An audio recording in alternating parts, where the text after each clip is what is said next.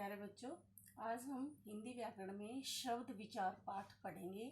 शब्द विचार से पहले आपने पिछले वीडियो में पढ़ा हुआ था वर्णों के सार्थक मेल से शब्द बनता है। अब शब्द देखो, वर्ण क्या है? क, मैं, ले, कमल, ये एक हमारा शब्द बन गया। अगर हम इसी को उल्टा करके लिखे, क की जगह लिखे ले, मैं, कै, तो ये बनेगा लमक। इसका कोई अर्थ नहीं है, तो हम इस कमल के बने हुए शब्द को, इसको कहेंगे सार्थक शब्द, और इसको कहेंगे हम निरर्थक शब्द। ठीक है, कहने का क्या तात्पर्य है कि जिस शब्द का अर्थ निकले उसे सार्थक शब्द कहते हैं, और जिस शब्द का कोई अर्थ ना निकले उसे निरर्थक शब्द भी कहते हैं। निरर्थक शब्द में पानी, वानी, तो पानी तो हो गया सार्थक और वानी हो गया निरर्थक। समझ में आ गई? तो कहने का तात्पर्य है कि शब्द वर्णों के ऐसे सार्थक समूह जिसका कोई अर्थ निकले उसे कहते हैं शब्द। समझ में आ गई? ये तो था हमारा शब्द किसे कहते हैं और शब्द का के कितने भेद हैं। मतलब दो तरह के शब्द होते हैं, सार्थक और निरर्थक। जिसका अर्थ निकले उसे सार्थक और जिसका अर्थ ना निकले उसे निरर्थक। अब है शब्द के भेद। कितने भेद होते हैं? व्याकरण की दृष्टि से शब्द के 4 भेद होते हैं। सबसे पहला है उत्पत्ति के आधार पर। उत्पत्ति के आधार पर कहने का क्या तात्पर्य है यहाँ कि शब्द की उत्पत्ति कैसे हुई, शब्द जो है वो बना कैसे। तो इसके 4 भेदों को में बांटा गया है। उत्पत्ति के आधार को हमने 4 भागों में बांटा है। सबसे पहला है तत्सम। तत्सम शब्द। अब तत्सम शब्द कौन से होते हैं पहले आप ये समझिए। तत्सम शब्द जो होते हैं वो ऐसे शब्द, तत्सम में तत् जमा सम, ये 2 शब्दों के मेल से बना है। तत् जमा सम। तत् का अर्थ है उसके और सम का अर्थ है समान। ठीक है, मतलब उसके समान। अब किसके समान ये आप समझो। तत्सम शब्द वे शब्द होते हैं जो संस्कृत भाषा के समान होते हैं। मतलब संस्कृत भाषा से उनको हिंदी में लाया गया है। तो किसके समान हुए ये तत्सम शब्द? उसके समान, यानी किसके समान? संस्कृत के समान। जो शब्द संस्कृत भाषा से हिंदी में लाए जाते हैं, संस्कृत के भाषा के शब्द होते हैं और उन्हें हिंदी में बोला जाता है, उन्हें कहते हैं तत्सम शब्द। समझ में आ गई? जैसे देखिए पवन, इसका उदाहरण है एक पवन, जल। ठीक है, हम ज़्यादातर अधिकतर हमारी जो कॉमन लैंग्वेज होती है साधारण भाषा में पानी बोलते हैं। हम ये तो नहीं कहते ना कि जल पी लिया, हम कहते हैं पानी पी लिया। पवन चल रही है, हम उसको हवा बोलते हैं। ये शब्द जो है वो तत्सम शब्द कहलाते हैं। समझ में आ गई? इसके अलावा आपको मैं एक और 2 उदाहरण बताती हूँ तत्सम शब्द के ही।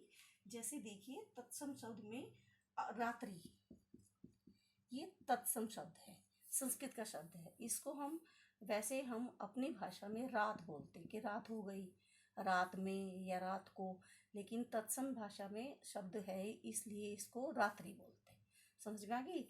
कहने का तात्पर्य है कि जो शब्द संस्कृत के हैं उन्हें जो कि त्यों हम हिंदी में शब्द का प्रयोग करते हैं उसे कहते हैं तत्सम शब्द। समझ में आ गई? दूसरा भेद है तद्भव शब्द। तद्भव शब्द, अब इनको क्या कहते हैं? तद्भव में, तद्भव शब्द में का अर्थ है तत् प्लस भाव। तत् का अर्थ है उससे, तत् का अर्थ होता है उससे, और भव का अर्थ होता है उत्पन्न होने वाला। उत्पन्न होने वाला। अब उससे उत्पन्न होने वाला, किससे उत्पन्न होने वाला? संस्कृत से उत्पन्न होने वाला। यानी कहने का तात्पर्य है कि वे शब्द जो संस्कृत से उत्पन्न हुए हैं लेकिन हमने उसको हिंदी में लाने के लिए उनका रूप बदल दिया। कैसे बदल दिया?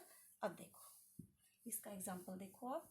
जैसे अब मैंने आपको यहाँ बताया था रात्रि। रात्रि जो है वो तत्सम शब्द है लेकिन हमने इसका रूप बदल दिया रात, तो ये कौन सा शब्द हो गया? तद्भव। अग्नि शब्द है, ये कौन सा था? तत्सम, लेकिन हमने इसका रूप बदल दिया आग। ये कौन सा शब्द हो गया? तद्भव शब्द। इसी तरह आपको एक और बताती हूँ, सर्प।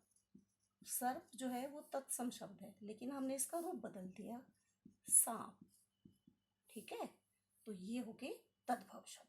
कहने का तात्पर्य है कि तत्सम शब्द वे शब्द होते हैं जो संस्कृत के शब्द होते हैं और उनको उसी तरह संस्कृत में जैसे बोले जाते हैं वैसे ही उनको हिंदी में बोला जाता है। और तद्भव शब्द वे होते हैं जो संस्कृत के शब्द होते हैं लेकिन उनको हिंदी में उनके का रूप बदल दिया जाता है और उनको बदल कर बोला जाता है। जैसे एक और एग्जाम्पल देखिए, दूध। दूध को हम दूध, ठीक है, दूध का क्या हमारा हो गया? दूध। तो ये तद्भव शब्द हो गए और ये तत्सम शब्द। अब तीसरा इसका है देशज। देशज शब्द। देशज शब्द कौन से होते हैं? देश जमा ज, देश से उत्पन्न, यानी कहने का क्या तात्पर्य है कि वे शब्द जो देश में ही पैदा हुए हैं। देश जमा ज, देश से जन्म लिए हुए, मतलब हमारी जो भारतीय भाषा है उसी से वो उत्पन्न हुए हैं और उसी में उनको बोला जाता है। जैसे लोटा, ठीक है, धोती, पगड़ी, ये कुछ शब्द और भी होते हैं, खटिया, खिड़की, ये शब्द जो होते हैं वो देशज होते हैं। देशज का मतलब जो अपने ही देश से जन्म हुए हैं।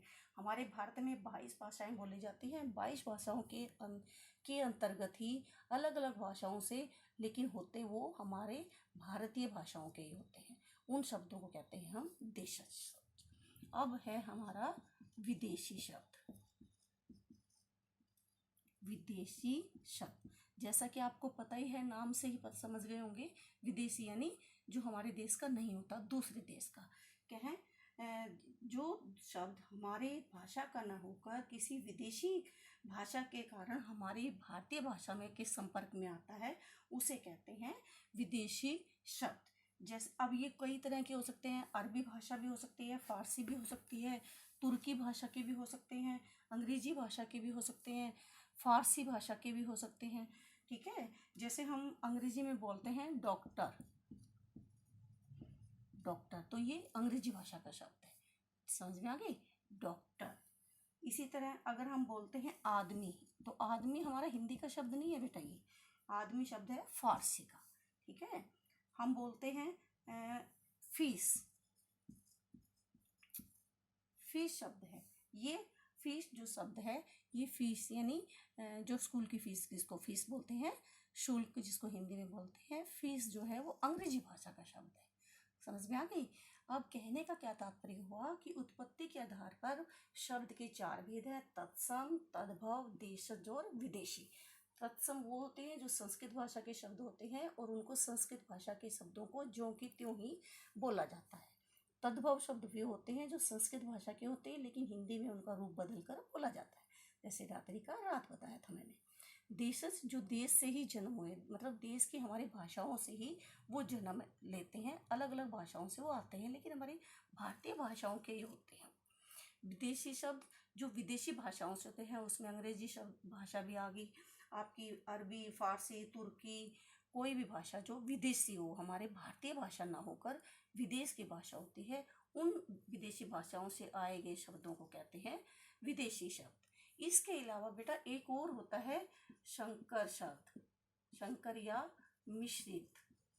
ये शब्द वो होते हैं जो 2 भाषाओं के योग से बनते हैं, चाहे वो विदेशी और देशज हो, चाहे विदेशी विदेशी अलग अलग, मतलब विदेशी भाषा में अंग्रेजी और अरबी हो, फारसी या कोई और भाषा से जुड़े हों। जैसे देखिए खून पसीना, खून पसीना। अब खून पसीना में जो खून है वो है फारसी का शब्द और पसीना जो है वो हिंदी का शब्द। ठीक है, रेलगाड़ी, रेलगाड़ी में रेल शब्द जो है वो अंग्रेजी का है और गाड़ी शब्द जो वो हिंदी का है। तो 2 भाषाओं के योग से जो शब्द बनता है उसे संकर शब्द या मिश्रित शब्द कहते हैं। समझ में आ गया बेटा। तो आज हमने अपनी वीडियो में पढ़ा है शब्द किसे कहते हैं, सार्थक शब्द कौन से होते हैं, निरर्थक कौन से होते हैं और शब्द के भेद कितने होते हैं। शब्द के भेद होते हैं 4, जिसमें पहला है उत्पत्ति के आधार पर। उत्पत्ति यानी उसकी शब्द की बनावट, उसकी रचना, उसका जन्म कैसे हुआ, वो 4 माध्यम से हुआ है, तत्सम, तद्भव, तेषज और विदेशी। समझ में आ गई? ये आप ध्यान से पढ़ना। अगली वीडियो में फिर हम आगे करेंगे। धन्यवाद।